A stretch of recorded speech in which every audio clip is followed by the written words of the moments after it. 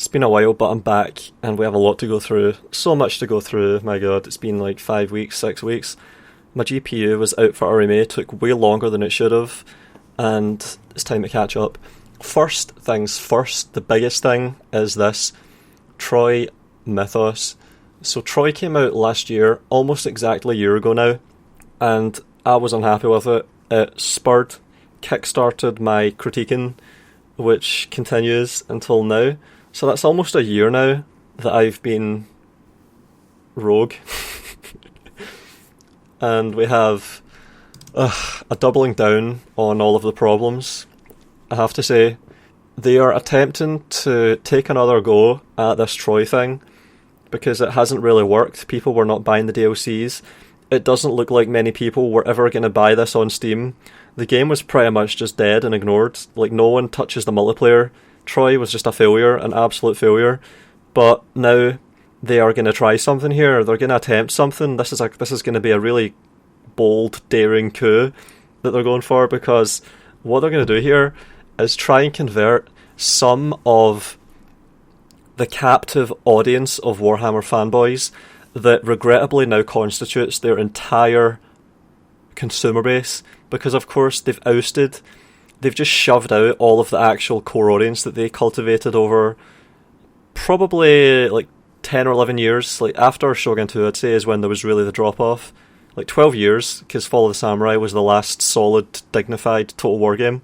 So 12 years of developing an audience of people that are and evidence of that phenomenon is that you still have a lot of people in the comments section of this video that still pay attention to Total War, even out of kind of sad, morbid curiosity.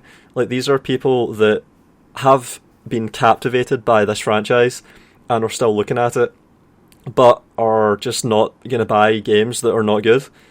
So this is another fuck you to them, I would say, because they're just trying to sell more stuff to the same people that they got with Warhammer.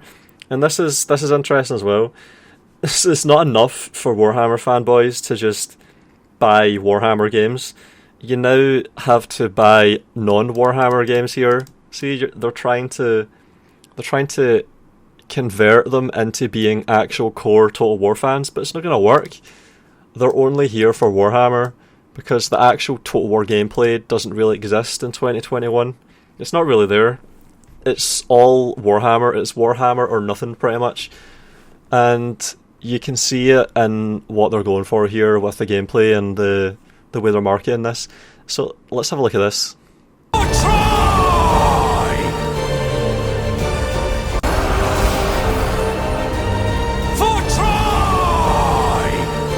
So that's Hector, presumably, for Troy. And you've got Cerberus, the three-headed dog, I think, that guards the underworld. You've got the griffin, so that's half eagle, half lion, and it lays eggs. And there's gold in the nest, I think I remember that. And then you have the Hydra of Lerna. So 3 mythological creatures that are in Greek mythology. And I suppose you could shoehorn them into a game about Troy if you really tried, if you were really desperate to get monsters in your fucking game. You could maybe pull off. It just doesn't fit. Like, what the fuck? And also you've got, I think I saw Poseidon with tsunamis, like tidal waves, that shit. Yeah, look, there's Poseidon with his trident helmet, and he brings the storm. So that's the magic spells. Like, you click units and delete them. They're bringing that from Warhammer into Troy. They didn't really have it in Three Kingdoms, but they did have magic spells. Like, you would click on a hero, click a button, and then it would make a bomb explode on him, and it would take out half a unit, like Lu Bu and his magic bombs, all the rest. So it's more of that. Like, this is the thing. Troy itself is just a Warhammer derivative. All Total War games from now on are going to just be Warhammer derivatives. Even Warhammer 2 and Warhammer 3 are just Warhammer 1 DLCs. It's the same game. All the systems and the engine and the mechanics are just being copy-pasted over and having more reformulations added. Like, that's what new factions are in modern Total War games. It's just tweaking You copy-paste the most similar faction over, you tweak some stuff, and then you've got a new faction. So that's what we're dealing with here. It seems like they're trying to just convert some of the Warhammer fanboys into being core Total War fans, but I don't think it's going to work. And if we look at the historical mode, we've already seen what this looks like. 3K had this. The game was obviously meant to be played in Romance, and the historical version, Records, was just a half-assed, worthless, no effort. Like, it's just Warhammer or nothing. That's where all the effort is.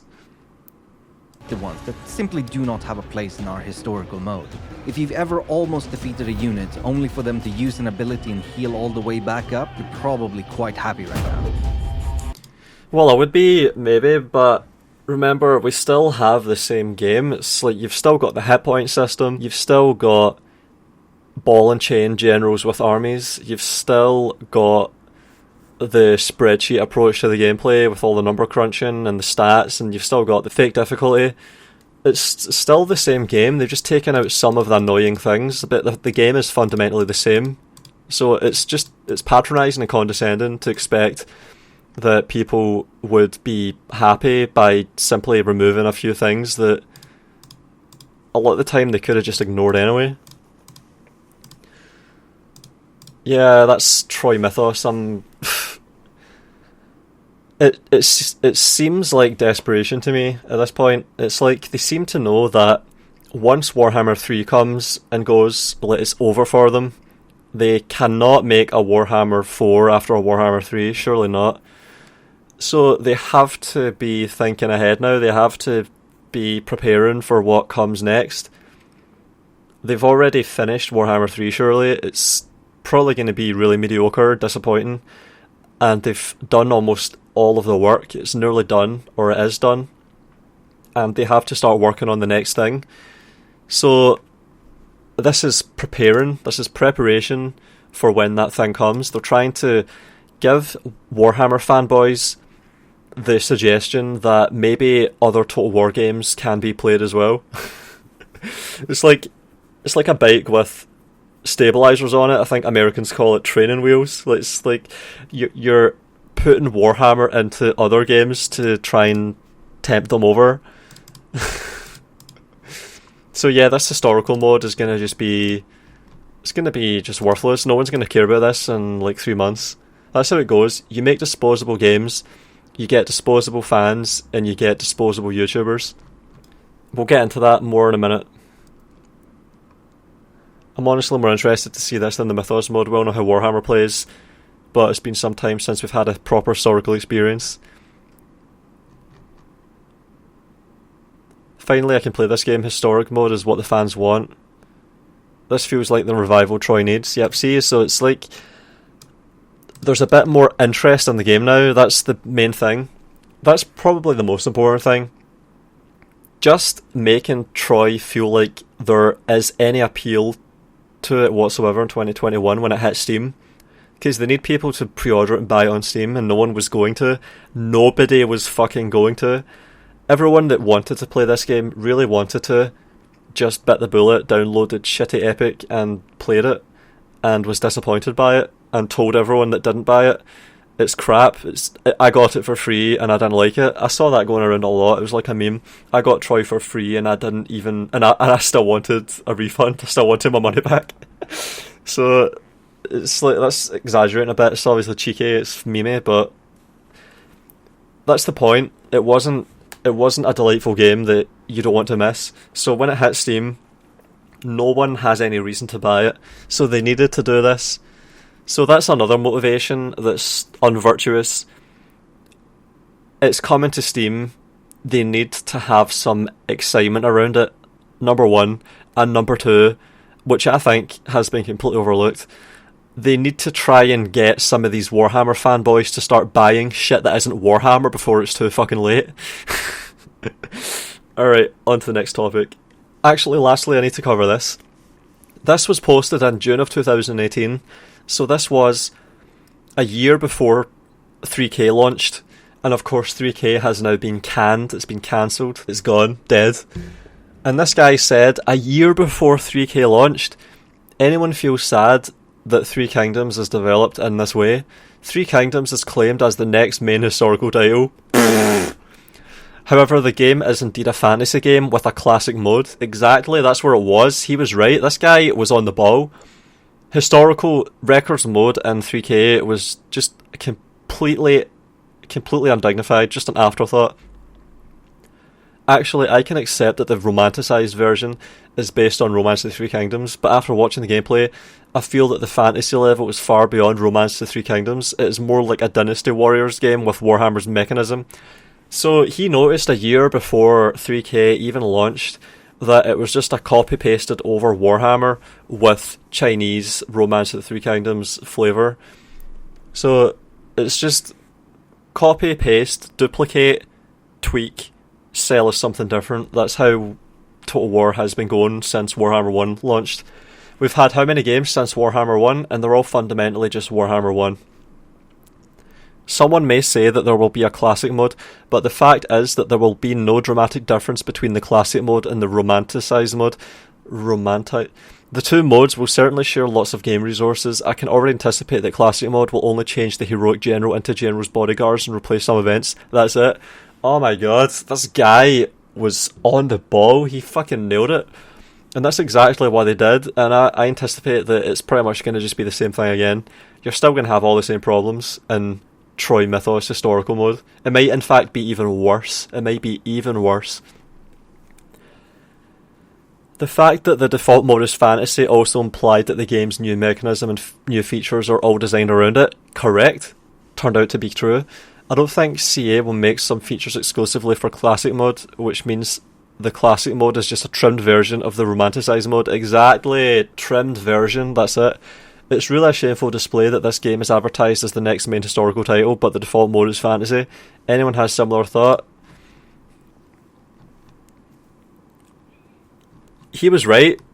So he was right about 3K. He saw the signs.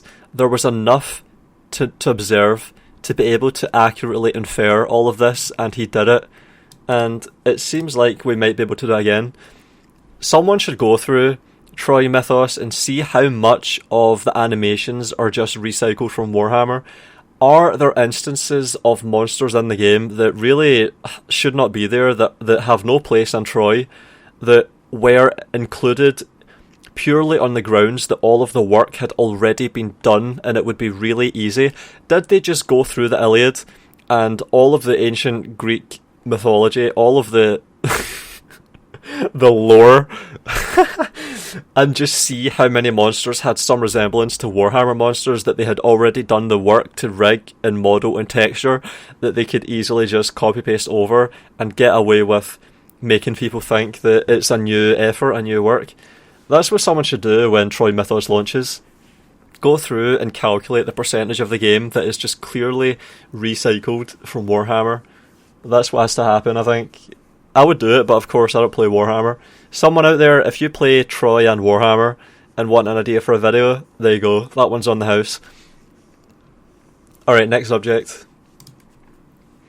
This is pretty big news. So, CA's community manager, so this is the person in charge of the whole community management aspect of Total War, is leaving CA. And this is presumably only a few months before Warhammer 3 comes. So this is their biggest game to date, surely. This is the capstone on the biggest endeavour Total War's ever undertaken. Their most successful venture, commercially. Maybe even critically in some ways. And the lead community manager is leaving. And I've seen a few people leave CA recently, but this one's quite big. And I suspect that this person was calling the shots when this shithole subreddit had a smear thread at the top of it, taking ages to load because I'm uploading at the moment. So I've still got this fucking thread. It's, let's see, where is it now? It's not showing up for me. I think it's because I've blocked a guy, but I think I've got like the 7th or the 8th highest thread of all time on this subreddit, and it was obviously greenlit by the person in charge of the community, and the mods, of course, are bootlickers that answer to the CA community team, because this subreddit is just completely shelled and bootlicked. So it's funny to me that the League community manager is leaving right before Warhammer 3, and just as Troy Mythos is coming out. And it's also funny that this thread, the farewell thread, got 5,000 upvotes, but the smear thread to presumably just cancel me because I've uploaded a couple of videos critiquing Total War that had twice as many upvotes. So it looks like I'm getting the last laugh there. And also it looks like I'm never going to get my apology from the entity that was responsible for me getting smeared on complete fabrications. If indeed this is the person that was responsible for that, then I'm only ever going to have accountability from the corporate entity that they were part of. So yeah, fuck CA. Yeah, I had to do incognito because the dipshit that posted the thread blocked me, I think. But yeah, look, I am how many down? 1, 2, 3, 4, 5, 6th highest post of all time on the subreddit.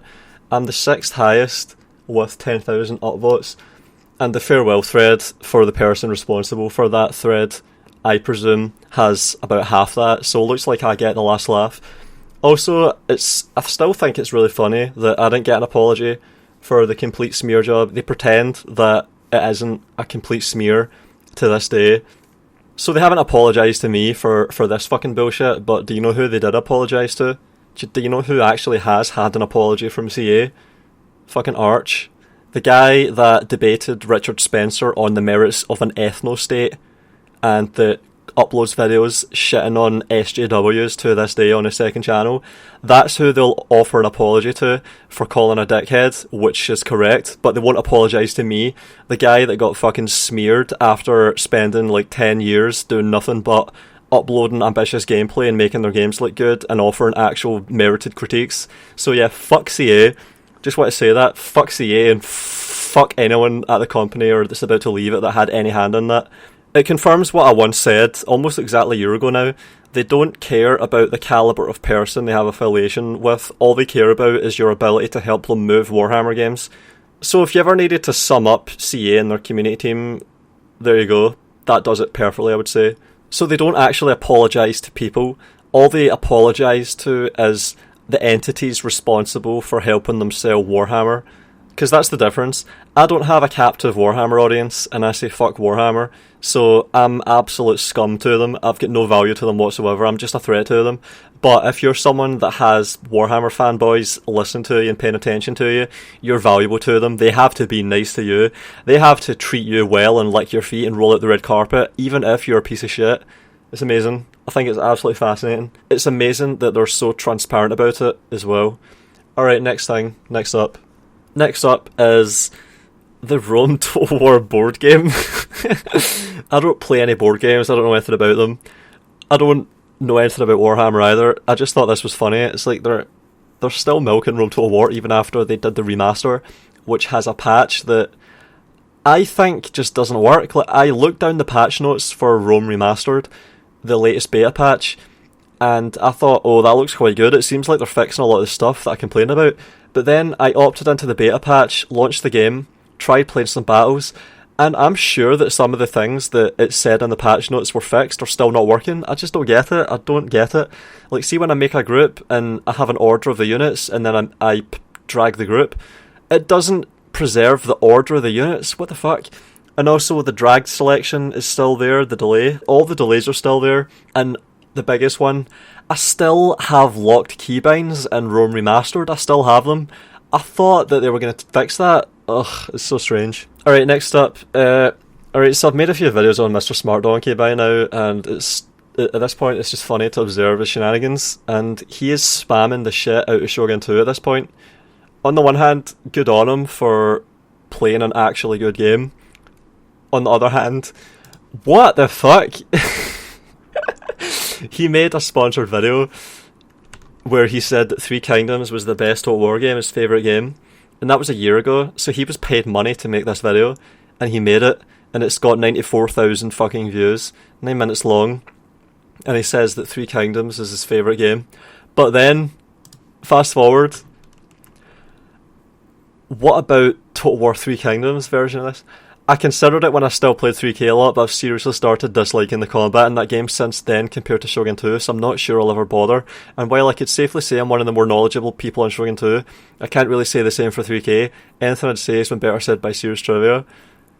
And then someone asks, the same guy asks, what aspect of combat do you like in 3K? And of course he would have to just point to my critique series at this point, which is embarrassing, because he hasn't really complained about anything to do with 3K until now. He's really late to the fucking party, remarkably. And this is after 3K gets canned.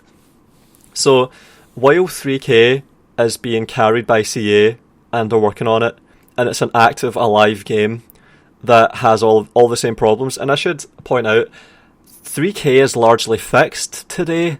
If you look at what they did, it's almost as if they watched my critique series and just fixed the game by listening to my critiques. They made the gameplay so much better, so it's so hard to take that seriously.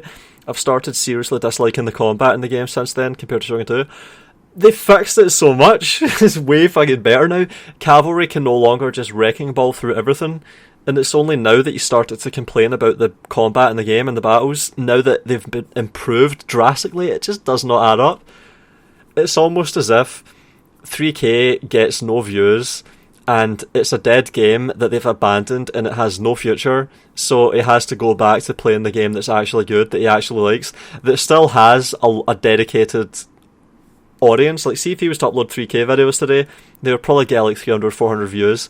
I remember looking at the views on Mandate of Heaven like 2 weeks after it launched, and no one was uploading it, no one cared, nobody uploaded it, no one watched it, no one gave a shit. But with Shogun 2, 10 years later, it gets views still to this day. And this is the problem. See, when you make disposable games, you get disposable fans that come and go on a whim, and you get YouTubers that just drop your fucking games without a second thought, because they were only ever playing it in the first place because it was getting some views while Daddy CA was pushing it, and while it was the new, hip, trendy thing to be latching onto. And I pointed this out to them. I complained to CA just after 3K launched that they were patching the game and breaking my fucking campaigns. My campaigns are projects. I put actual thought and effort into them. I can't have my campaigns breaking between patches. But that was what happened. They uploaded a patch. I started to crash before every battle, and the campaign was fucked. My South campaign is dead in the water because I can only play it on a really early patch. It's just dead. I can't play it. I can't continue it. And that's because they couldn't be bothered to make sure that save games were compatible between patches. It just isn't a priority. The game was eventually just dropped completely because it wasn't profitable enough. So why the fuck would they put effort into making sure patches are save game compatible?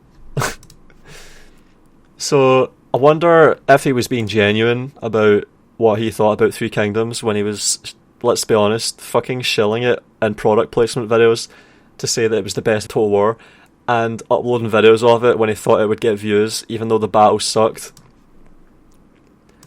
And this is, as he mentioned, the Three Kingdoms guy, and what do you know, he has just dropped Three Kingdoms completely. So he took a big risk, a really risky move. He started doing YouTube because of and with Three Kingdoms, and it is just dead now.